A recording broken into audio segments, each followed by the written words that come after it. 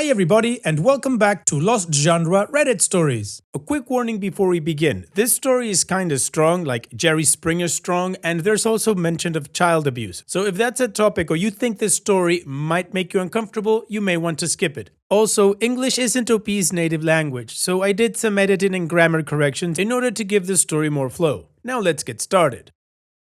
This post is from the subreddit Am I the A-hole with an H, and it's by user Emotional Spirit 493. Am I the a-hole for giving my husband's half-cooked sister-in-law a reality check about her BS at a family gathering?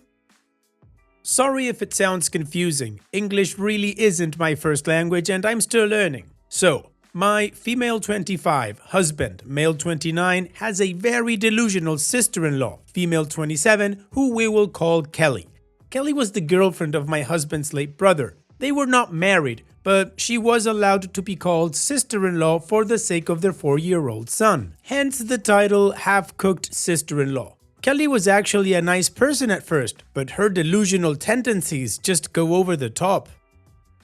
She once accused one of my husband's cousins of seducing her. In her words, he was madly in love with her, which was never true as he actually was the same to everyone else as he was with her. My issues started with her when she started targeting my husband and requesting all kinds of BS from him. She once asked him to sleep in their unit because she said her son was scared. Mind you, they only had one bed and it was on the floor in the middle of a tiny square room, which was the whole unit. We asked her to just come over to our home, which is bigger and had enough space for her to stay for a while, since we also have a spare room. She and the child could use it. She refused and insisted on my husband to come over. My husband refused and told his mom, who had Kelly to go over to their house and stay for a while. The second incident was when she insisted that my husband should go with her and her child to the mall and spend some time together. This request was because, according to her, she needs help cause she's a helpless single mother with a fatherless child and her child needs a father figure. My husband asked if I could go with them, but she made excuses as to why I couldn't go. My husband then outright refused and said just to bring the babysitter assigned to her kid, cause my mother-in-law sponsored a babysitter for them after all the things she complained about. After all that, Kelly started to pick on things my husband likes. He likes that I wear skin-tight dresses and leggings because they complement my bum. #humblebrag. She started wearing the same clothes. My husband likes certain foods I make for him, so she learns how to make the food and purposely makes too much so she can give some to him in front of me with a crap-eating smile. And it did not stop there. She also tries to copy me as much as she can. Whenever I buy something new, she buys the same thing in the next 3 to 4 days. My husband and I like dogs, so I adopted a puppy. And what do you know? She has one a week after. She copies everything: clothes, makeup, jewelry, etc. It was getting a little creepy.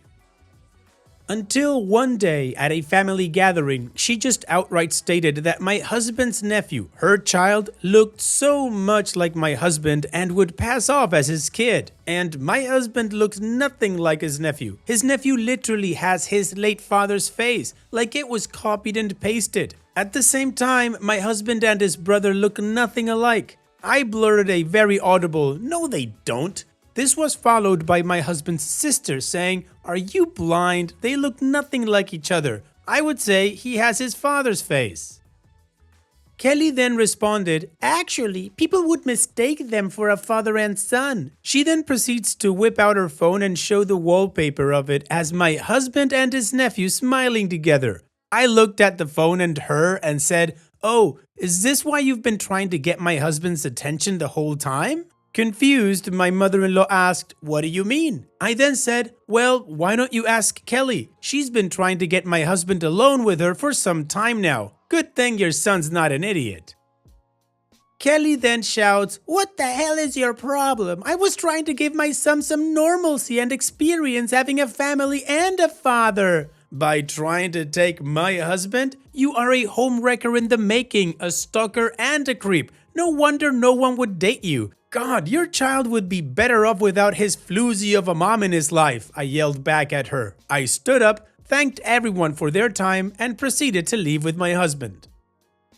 On the way home, my husband told me that what I said wasn't nice. I asked him if he was defending her. He said no. He said that Kelly deserved to be told off, but not in a humiliating manner and definitely not in front of the kids. We didn't talk on the rest of the way home. I'm now here typing this out in the toilet. I just really couldn't take her Delulu self anymore, and that's what I exploded. So, am I the a-hole?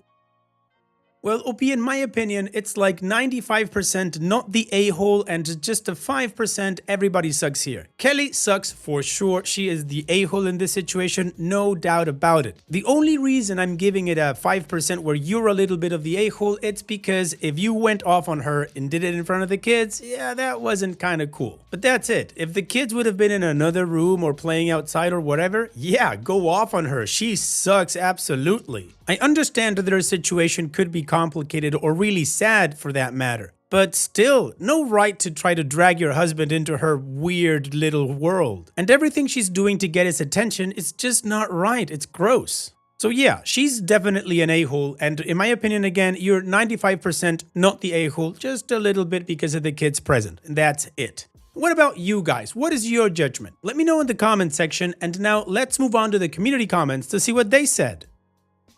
Soulmate's Mate says, not the a-hole. She is in need of a husband. She knows you have a good one. If only she could get you out of the picture, surely your husband would be with her for the sake of his brother. No good options. If you get a restraining order, your nephew or husband is cut from the family. Best I can think of is to have your husband tell her off and to tell her not to come by. Have the only time this woman is around your husband be at family gatherings where family members other than you can take the role of shutting her down. Other than her designs for your husband, is she a decent person? If she had a boyfriend, would that settle her down? 'Cause dating apps exist.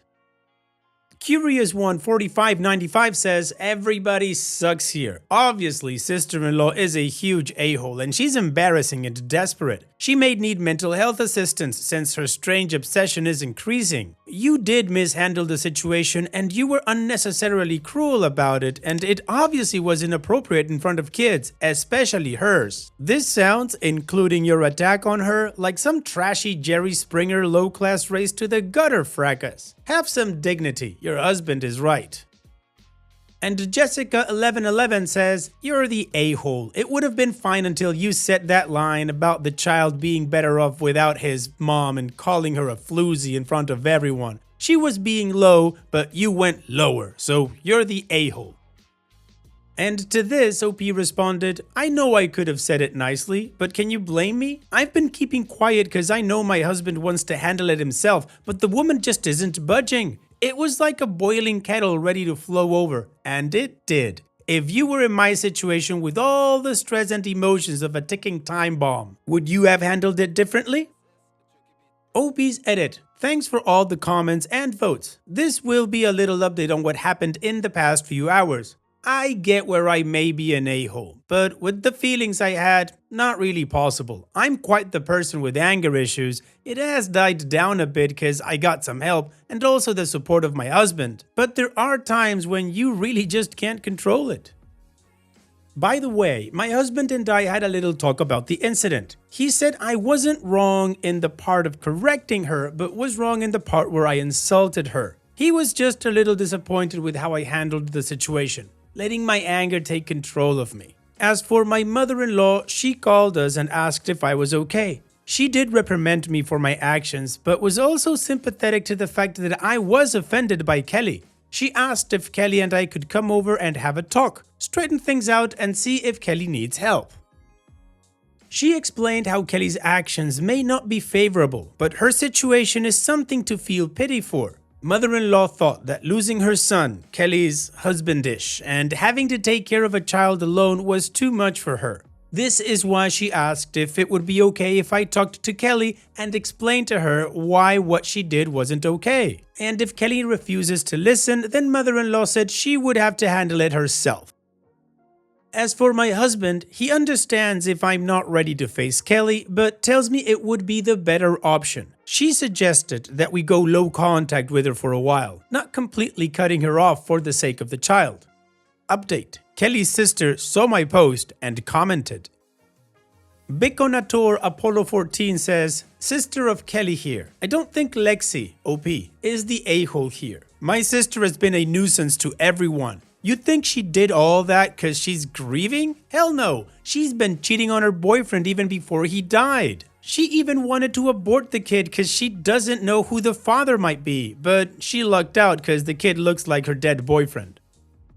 The bitch even went out of her way to steal my boyfriends. The last straw was my ex-fiance, whom she effed after the death of her boyfriend. None of my family members would talk to her. They cut her off completely. I, on the other hand, have kept tabs on her. She's back crap crazy. Lexi, tell me what time you're going to meet your mother-in-law and that witch. I'll be going with you." Okay, well, the community was all over the place, but the majority comment that said not the a-hole was the one that got the most upvotes. Now, on the story, OP has given us 2 updates, so let's continue with the first one to see what happened next. But before that, if you're enjoying this video so far, please go ahead and click that like button, make a comment, or even subscribe if you haven't done so far. Now, let's move on with that update. So, I went out to speak with mother-in-law and Kelly, she brought her kid, along with my husband, Kelly's sister Kayla, and Kelly's friend and neighbor, Pat. This all happened at my mother-in-law's house. I might shorten some of the parts, and for those who are wondering about father-in-law, he died due to COVID-19. Pat is Kayla's connection to Kelly and her nephew's life. Again, sorry if this sounds confusing. I'm Bisaya and not really that great at English grammar. For starters, mother-in-law asked us about the incident and why it led to me name-calling Kelly, but she let us know that she is recording everything. I told her that it may not be obvious to her, but Kelly has been openly trying to get my husband's attention, like how she wants him over at her house and how she wants to go somewhere with only the 3 of them, to make it seem as though they are a perfect family.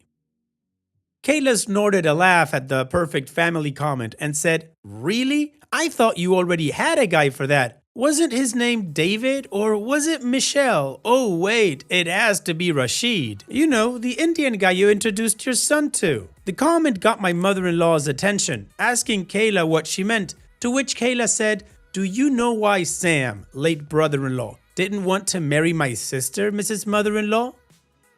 She continued, "It's because he knew of her cheating escapades, and furthermore, Sam was my ex whom she stole by opening her legs." Mother-in-law then looked at Kelly, to which she said it wasn't true, and the reason why he wouldn't marry her is because of Kayla, because Kayla was seducing her husband. Sister-in-law chimed in to say, "In which part are you his wife? You claim my brother is your husband, and you yet were the reason why he died." Side note, brother-in-law died of a heart attack after a very heated argument between them, in which she threatened to take the child and forbade him from ever seeing the kid. In our country, if the child is younger than 7, he must stay with the mother unless the mother is no longer capable. After sister-in-law's contribution, Kayla shouted he was only waiting for the child to be older than 7 to get him off your filthy abusive claws.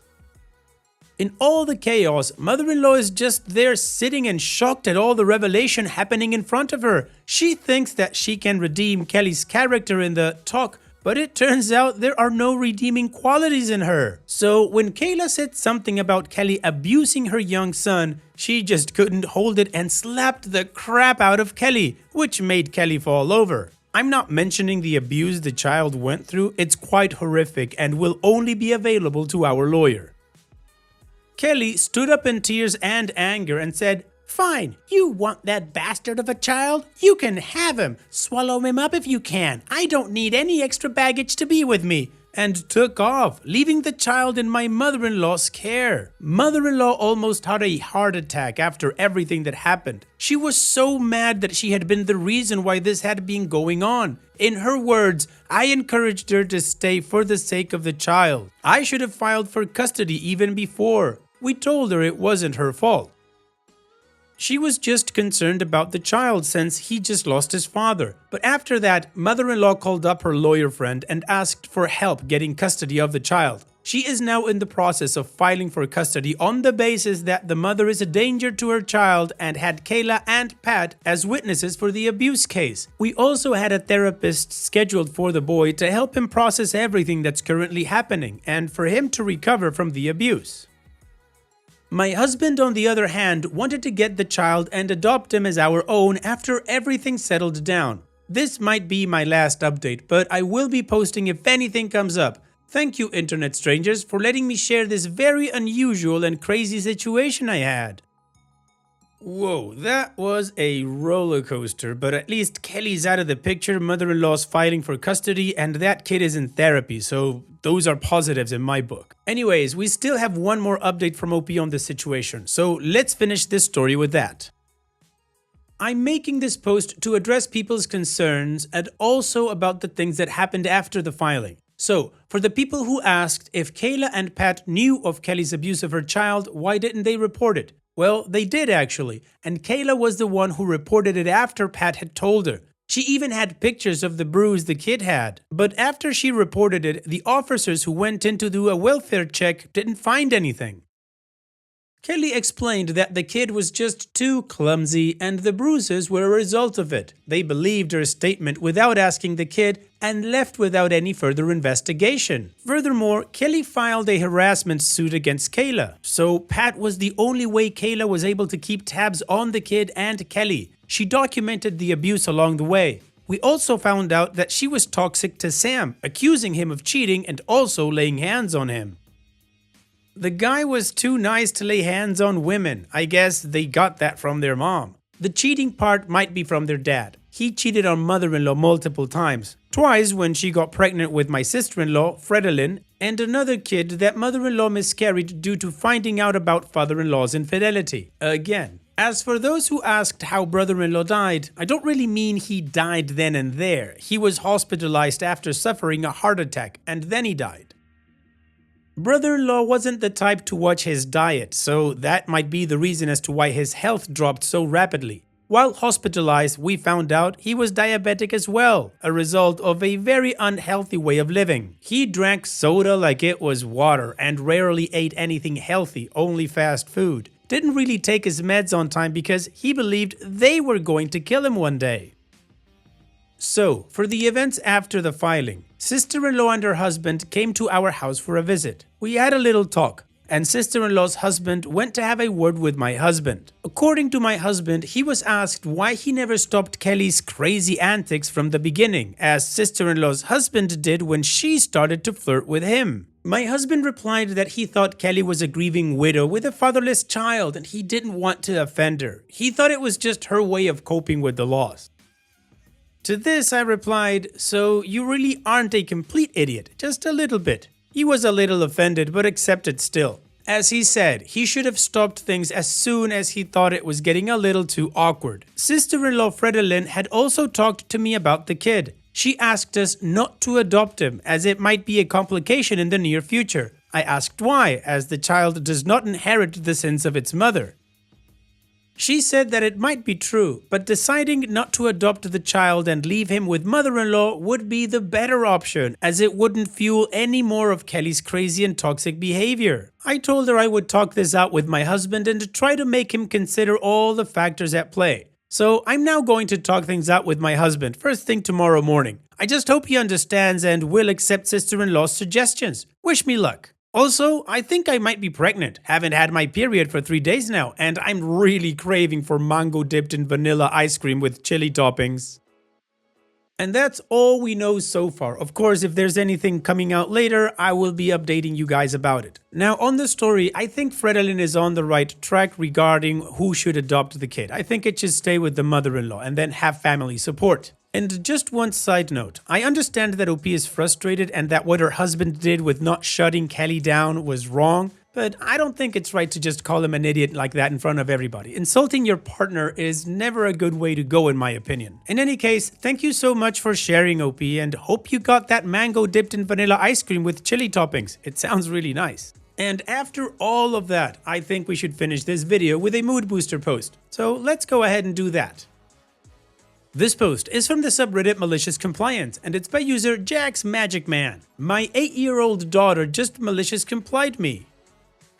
I am tired of seeing her clothes all over her floor when she has a laundry basket right there in her room. So I went off on her and told her to get all her dirty clothes off the floor and into the laundry room. I go about doing some other things and I come back and there are still some towels and socks on the floor. So I tell her to get those too, and she says, "I didn't know you meant towels." And I say, "Get everything that is washable off your floor and into the laundry room." I come back up 20 minutes later and every stuffed animal and sheet along with the towels are in the laundry room now, because in her words, "You said everything washable."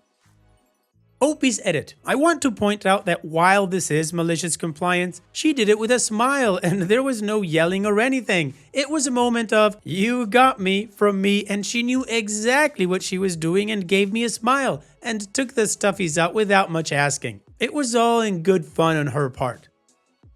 She did get you, OP. Kid logic is awesome. Thanks so much for sharing. And that's it for today's video. Thank you so much for taking the time to watch it. Now, if you've gotten to this point in the video, I assume that you like these stories that I'm reading out, so here are a couple more that you might enjoy. And if you don't have any time to watch another story right now, save it for later, and also, don't forget to hit that subscribe button.